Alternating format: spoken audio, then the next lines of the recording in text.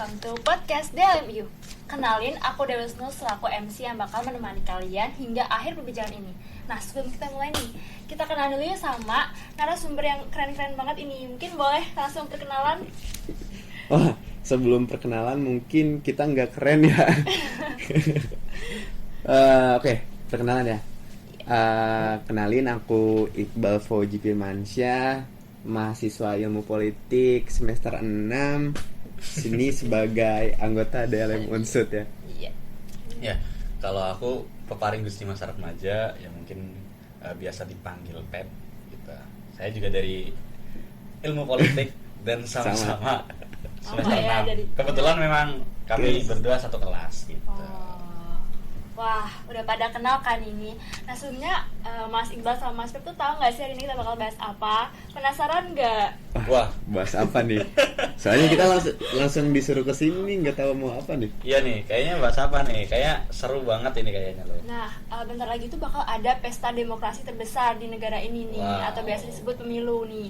Nah, menurut data Litbang Kompas nih, terdapat 53,8% Gen Z dan milenial yang bakal sebagai pemilih gitu. Nah, jadi kan buat pemilu tahun depan banyak nih dari Gen Z. Nah, termasuk kita kan. Nah, aku tuh pengen tahu nih pengalaman Mas Iqbal sama Mas Pep terkait pemilu tuh kayak gimana sih? Dari siapa dulu nih? Mungkin Mas Iqbal dulu kali ya. Oke. Gen Z ya, kan kita aku baca di salah satu artikel ada yang jelasin tentang rentang usia Gen Z itu dari 1996 sampai 2009. Bahkan ada versi yang mengatakan lain gitu. Jadi memang untuk generasi Z ini nggak ada hal yang pasti ya terkait hal itu. Ya. Tapi intinya generasi Z adalah mereka yang ngerti tentang media sosial mungkin lah ya, teknologi ya, melek teknologi. Ya, terkait ke pengalaman pemilu tahun lalu sangat berkesan banget sih buat aku ya. Karena ngelihat tuh di banyak media sosial ada pertarungan antara cebong dan kampret gitu kan ya.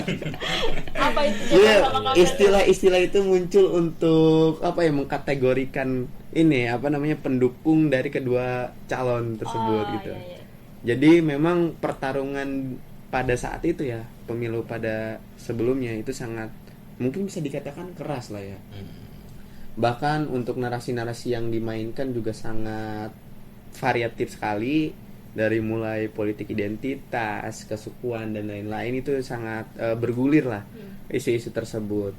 Tentunya di ranah yang lebih kecil lagi di tingkat lokal di daerahku sendiri itu juga sama, banyak kasus-kasus yang lucu ya bagi aku ya. Oh, lucu banget gitu ya. Lucunya karena ada salah satu tetanggaku itu suami istri karena beda pilihan politik itu mereka berantem gitu sampai akhirnya rujuk lagi nggak baikan lagi. nah itu masih bertahan sih sampai sekarang ya. Alhamdulillah ya. Itu kan contohnya konkret banget ya di sekitar kita. Jadi pemilu yang tahun lalu itu bukan tahun lalu ya, maksudnya periode sebelumnya itu sangat berkesan banget bagi aku gitu. Apalagi ngelihat banyak kasus-kasus yang tadi aku sebutin, bahkan untuk di keluargaku sendiri ya sangat variatif juga pilihannya gitu, sehingga memunculkan kesan bahwa pemilu tahun periode sebelumnya sangat menarik banget lah ya. Menarik banget Bagi Mas Iqbal ya. Mungkin dari Mas Pep gimana nih pengalamannya? Wah, kalau tadi Iqbal kan ngomongin Gen Z itu dari kelahiran tahun 96 sampai 2009. Iya. 2009 gitu ya. Nah, kalau dari artikel yang aku baca gitu, ada salah satu mungkin yang pegiat itulah ya yang memperhatikan kira-kira sebenarnya Gen Z itu rentang dari tahun berapa sampai berapa gitu sih. Itu ada tulisan dari Sir Grant Marshall bahwasanya Gen Z itu bisa diukur dari kelahiran tahun dari tahun 1997 sampai 2012 gitu. Nah, melihat rentang yang gitu ya, pada intinya tadi benar kata Iqbal, Gen Z itu dilekatkan dengan mungkin kemudahan teknologi, akses internet yang sudah sangat terbuka lebar gitu, dan melek teknologi ya, lah ya. melek teknologi, sangat dekat dengan media sosial dan lain-lain seperti itu. Nah, kalau ngomongin pengalamanku terkait dengan pemilu gitu, sebenarnya nggak beda jauh sama Iqbal juga gitu, karena di tahun 2019 waktu itu kan menjadi pemilu pertama dalam hidupku gitu ya, yang aku bener-bener ikut nyoblos gitu. Kalau sebelum-sebelumnya kan mungkin aku udah melihat tapi kan belum memberikan suara gitu, memilih. Nah kalau di tahun 2019 itu aku pertama kali memilih presiden dan wakil presiden, terus ada memilih anggota dewan juga, anggota DPD dan lain-lain seperti itu. Nah, tahun-tahun 2019 itu ya memang cukup menarik ya, karena gesekan antar masyarakatnya itu sangat kerasa gitu dengan sebutan cebong dan kampret gitu ya. Dan itu juga terlihat jelas di lingkunganku sendiri. Cuma memang nggak sekeras di Iqbal mungkin ya, nggak sekeras di Iqbal. Kalau di daerahku mungkin lebih soft gitu. Jadi ya tetap menarik kalau melihat di media massa, di media sosial, di televisi dan lain-lain gitu. Cuma untuk di daerahku nggak ada gesekan yang sebegitunya, nggak kayak pemilihan kepala desa. Kalau pemilihan kepala desa baru kayaknya gesekannya sangat terlihat gitu. Oke, jadi kan tadi dari Mas Iqbal sama Mas P kan udah pernah ikut mencoblos ya, menyumbangkan suaranya. Pernah nggak sih ngerasain bad vibe gitu, entah dari pelayanan atau lingkungannya kayak gitu mungkin? Dari Mas P duluan mungkin? Boleh, 50 dulu. Ya, kalau bad vibes ya, kebetulan di tahun 2019 itu aku juga menjadi salah satu anggota di TPS ku gitu, dan di situ aku ya ibaratnya ikut duduk di TPS gitu, dan melihat ya ternyata jadi anggota TPS itu capek ya, capek gitu. Waktu itu juga memang banyak ada yang meninggal juga kan di Indonesia karena pemilu serentak. Jadi mungkin kerjanya berat gitu. Tapi kalau untuk bad vibes untuk melakukan pencoblosan itu ya kalau dari aku bukan di tahun-tahun segitu, tapi melainkan mungkin di beberapa waktu kebelakang ya Bel ya. Beberapa kali udah ngobrol sama Iqbal kalau calon-calon presiden gitu ataupun partai-partai sekarang kok kayaknya nggak menarik untuk dipilih gitu. Cuma kan gimana lagi ya, kita ini negara yang menggunakan asas demokrasi, tentunya pemilu itu menjadi apa ya, kalau kata Murtopo itu kan pemilu sebagai ajang gitu ya untuk rakyat memberikan atau menunjukkan kedaulatannya, kurang lebihnya seperti itu. Jadi ya mau nggak mau nanti kita harus tetap memilih gitu ya, kita akan memilih yang terbaik daripada yang terburuk gitu. Ini dari Mas Iqbal gimana nih, pernah ngerasain bad vibe nggak tuh? Ya, ngobrolin soal bad vibes tentang pelayanan yang diselenggarakan oleh KPU sebetulnya emang sama sih, nggak ada, karena memang menyesuaikan dengan konteks daerah masing-masing lah ya. Tentang fasilitas ya sama lah, pakai apa namanya yang buat hajatan itu layos apa ya mungkin ya kayak gitu ya, itu wajar lah ya, maksudnya wajar juga. Dan sejauh apa yang aku pernah rasakan, karena aku juga di pemilu 2019 juga aku nyoblos kebetulan itu, dan pertama kali ya bagi diri aku juga ya itu udah lumayan lah buat aku gitu, secara pelayanannya juga udah bagus. Cuman ya itu terkait bad vibes-nya itu bukan ke ranah apa ya, hal yang teknis gitu, cuman lebih ke situasi politik pada saat itu gitu. Banyak polarisasi di mana-mana gitu. Ya itu yang tadi aku udah dijelasin juga, bahwa banyak keluarga yang pada akhirnya berantem ataupun teman gitu dengan teman karena beda pandangan politik, akhirnya juga menimbulkan persepsi yang kemudian bikin kita ribut. Itu juga banyak banget seperti itu. Apalagi kita kalau misalkan lihat di media sosial ya, ngelihat di media sosial pada waktu itu jagat digital itu ya digemparkan dengan adanya istilah cebong dan kampret. Pada akhirnya kayak banyak sekali apa ya, sekat-sekat gitu. Pada akhirnya apa yang membuat kita satu itu kemudian terbelah. Itu bukan di tingkat nasional, bahkan untuk di pemilihan ranah lokal pun sama sih kayak gitu. Jadi itu loh yang membuat aku mengalami bad vibes-nya itu mungkin ya. Sorry ya. Itu mungkin ya. Jadi itu pengalaman yang kurang mengenakan lah waktu itu. Nah, dari tadi kan udah cerita nih bad vibes-nya. kalian itu dari pemilu gimana. Nah, itu kan menjadi salah satu faktor yang mempengaruhi ketertarikan Gen Z nih terhadap pemilu. Nah, menurut dari Mas Iqbal sama Mas Feb, faktor lain yang membuat ketertarikan Gen Z sama pemilu tuh menurun tuh kayak gimana sih? Dan dari Mas Feb gimana? Ya, kalau dari sudut pandangku ya, mungkin aku bukan seorang pakar tentunya, jadi masih banyak kurangnya. Kalau menurutku itu mengapa Gen Z itu mungkin semakin turun partisipasinya terhadap pemilu gitu ya, karena faktor-faktor keseharian dari Gen Z tersebut gitu. Gen Z kan tadi udah aku sebutkan di awal kalau mereka terbiasa sangat dekat dengan mungkin media sosial, kemudahan akses terhadap informasi dunia gitu ya. Jadi Gen Z itu terbiasa dengan hal-hal yang instan, hal-hal yang mudah. Jadi mungkin mereka pada akhirnya itu mempengaruhi terhadap sudut pandang mereka terhadap politik juga gitu. Mereka jadi apa sih, ngapain ngurusin hal-hal seperti itu gitu. Toh nggak berpengaruh besar terhadap hidupku. Mungkin mereka juga berpikiran seperti itu. Akhirnya mereka menjadi apolitis gitu. Makanya ya kemudahan teknologi tentunya memberikan dampak yang baik, tapi ya memberikan dampak yang buruk juga, tergantung bagaimana kita menyikapinya. Kalau faktor-faktor yang lain mungkin dari Iqbal. Justru kalau dari aku mungkin antitesa dari Pep ya. Sama juga, berangkat dari memang aku juga bukan seorang pengamat dan seorang pakar. Aku hanya mahasiswa semester 6 ya. Di ilmu politik. Mungkin menurutku Gen Z hari ini tuh udah peka terhadap isu sosial. Malah mereka concern banget sama isu sosial.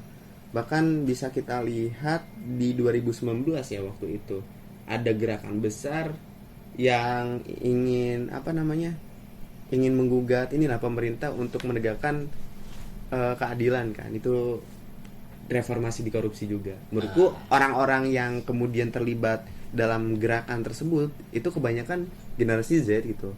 Pada akhirnya wacana-wacana hari ini yang kemudian kita konsumsi bersama, isu korupsi, isu lingkungan, bahkan isu gender lah ya gitu. Kan banyak juga yang disuarakan oleh generasi Z juga.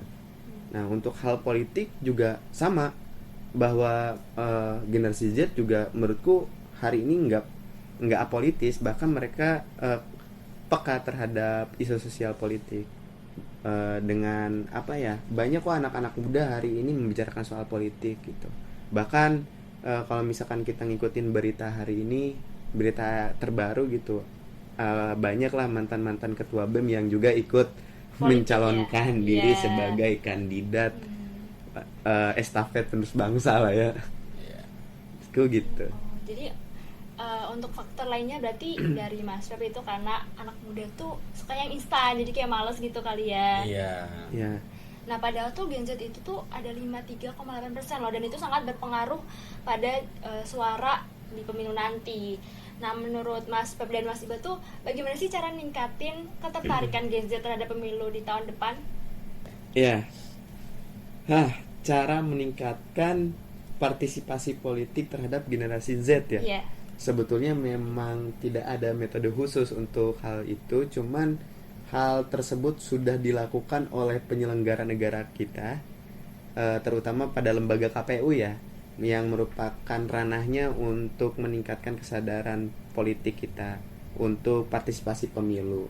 Nah, selain itu juga ada partai politik yang harusnya memberikan pendidikan politik terhadap apa yang kemudian menjadi segmentasi mereka gitu. Bukan hanya mereka seharusnya tidak hanya membicarakan persoalan mempertahankan kekuasaan dan segmentasi aja, tetapi lebih dari itu mereka sudah seharusnya memberikan pendidikan politik agar politik yang kita harapkan dan kita cita-citakan ke depannya itu bisa lebih baik. Mungkin hari ini udah baik, tapi kemudian di masa depan lebih baik lagi mungkin ya.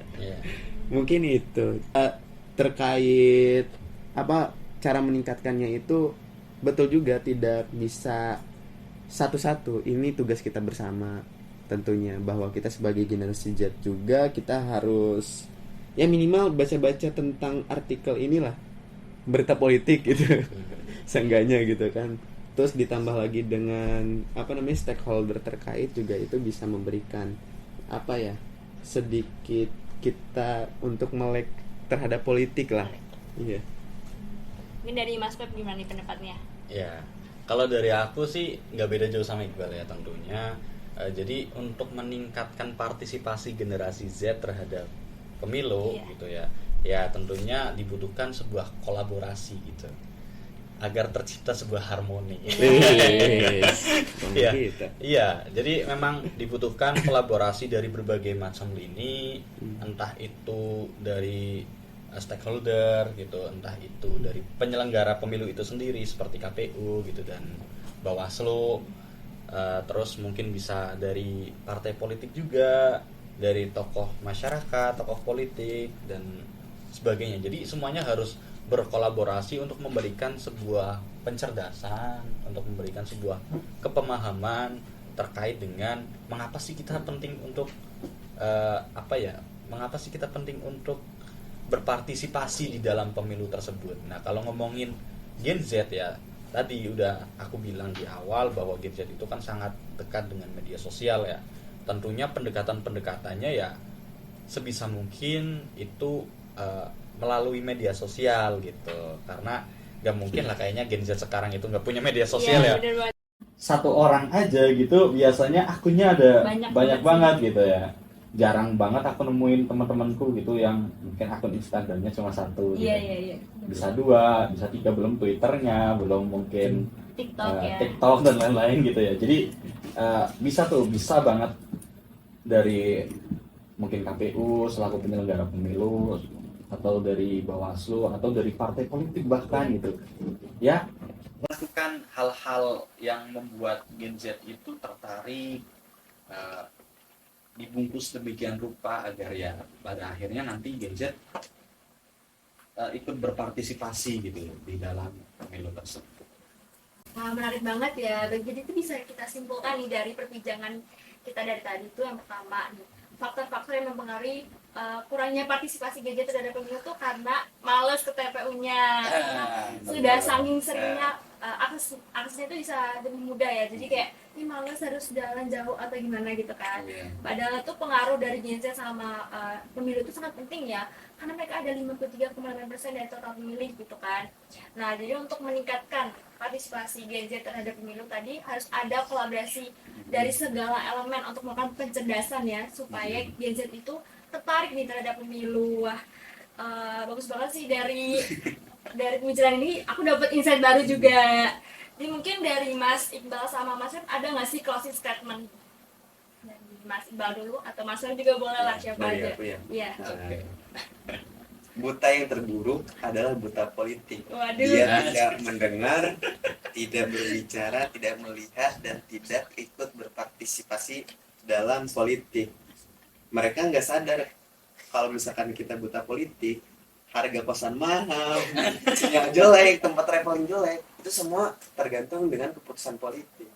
Jadi, jadi kita jangan sampai buta politik. Ya, karena memang kita itu adalah Gen Z gitu. Closing statement dari aku, Gen Z itu kalau kata orang-orang itu kan penerus bangsa, ya kan. Tapi menurutku itu masih kurang. Jadi kita itu bukan sekedar penerus bangsa, tapi kita juga pelurus bangsa, gitu. Ya, jadi gini, sebagai generasi muda dalam tanda kutip itu Gen Z gitu ya, ya kita itu harus melek terhadap politik. Benar kata Iqbal, buta terburuk adalah buta politik gitu. Dengan kita melek terhadap politik, tentunya itu akan berpengaruh besar terhadap kesejahteraan kita bersama juga. Karena benar kata Iqbal tadi, politik itu mempengaruhi segala lini kehidupan kita gitu, dari bangun tidur sampai tidur lagi gitu. Nah, makanya ya ayo para Gen Z, para generasi muda, kita itu jangan lupa kita itu sebagai generasi penerus dan pelurus bangsa gitu. Jadi ya sebisa mungkin kita harus ikut berpartisipasi di dalam pemilu. Tapi yang perlu menjadi catatan itu kita jangan berhenti di pemilunya aja gitu, karena pemilu itu hanya sebagai langkah awal kita untuk menjalankan kehidupan ketatanegaraan gitu. Jadi sebisa mungkin pasca pemilu juga kita para Gen Z gitu ya harus turut aktif dalam check and balance gitu, check and balance terhadap berjalannya pemerintahan. Ya, seru banget ya perbincangan hari ini. Terima kasih banyak buat Mas Iqbal sama Mas Pep yang udah mau sharing-sharing nih, membawa insight baru kepada kita semua. Mungkin sekian dari aku. See you on the next podcast. See you, dadah. Dah.